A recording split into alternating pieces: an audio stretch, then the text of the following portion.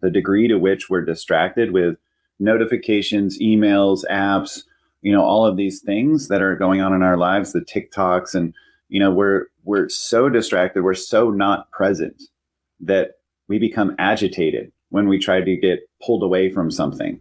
Or, like you're just never fully present and there. You're never mindful in a conversation. If you watch people in like lots of conversations, they have their phone and they're just like, yeah.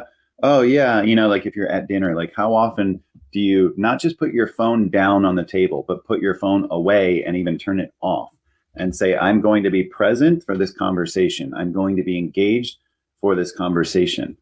And so many of us are so distracted that we become irritated so easy. We become frustrated so easy. We don't have the ability to deal with and process a stressor of any kind. Yeah, for sure. So what would be, let's maybe start with like, what would be some of the main reasons for, let's say, fatigue and low levels of energy? Like what happens on the physiological level? So one of the ones I just talked about actually requires a lot of brain energy without you ever being very productive. Yeah. Like one of the things, like if you look at Cal Newport's work, it's called Deep Work, where he recommends that you have 2 hours a day of completely undistracted work. 2 hours. You will get more done in that 2 hours than the typical 8-hour workday.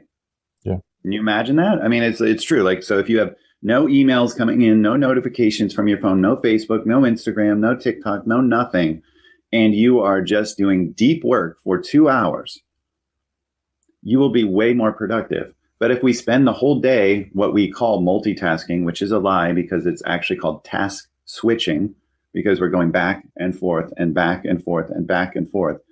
And it takes 2 to 5 minutes to get refocused on the other thing, that we're never really that effective. We're constantly distracted, but we're constantly using brain energy. Right. And so like you're actually depleting your brain and you're using up a lot of these neurotransmitters as well, like dopamine, because you're dopamine addicted, but you're also using up brain glucose.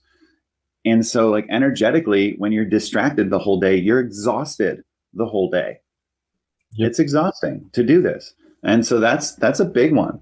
And obviously another one is not getting enough sleep. We are the only species that deprives ourselves of sleep intentionally, because we'll stay up and watch TV. We'll stay out and party. We'll do these things when we're tired and not just go to sleep when we're tired. Other species, unless their life is in danger, go to sleep when they're tired.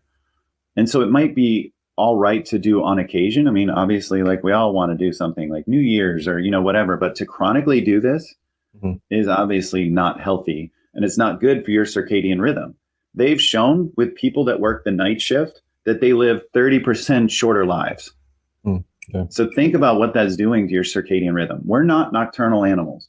We're meant, when it's dark out, to be sleepy and go to sleep. But we're looking at so many blue light devices, one with like TVs, cell phones, tablets, computers, whatever, that we're getting a lot of blue light and we're blocking melatonin's release when it's dark. Plus, we just have lights on in our house. And then plus, we're also stimulating ourselves in the evening with violence and sex and and arguments. And, whereas like typically in history, that would be the time that there wouldn't be much to do. You would put your children to bed maybe and, and just clean up some dishes and you go to bed, at 8 p.m. or 9 p.m. Like you wouldn't be up all night, like watching baseball or whatever sport, soccer, or, watching Game of Thrones or, doing all these things or at a bar, all night. There's actually something that's called social jet lag, where when people on the weekends, when they're, up later, hanging out, doing fun things, partying, whatever it is, when you're up 2, 3, 4 hours later than you usually go to bed during the week, that's called social jet lag. It's like you traveling to several time zones over and then coming back and then expecting Monday morning for you to feel okay. Mm-hmm. But your body is not feeling okay. It's like your body traveled several countries over and now you're telling it like, well, let's go back to our normal schedule.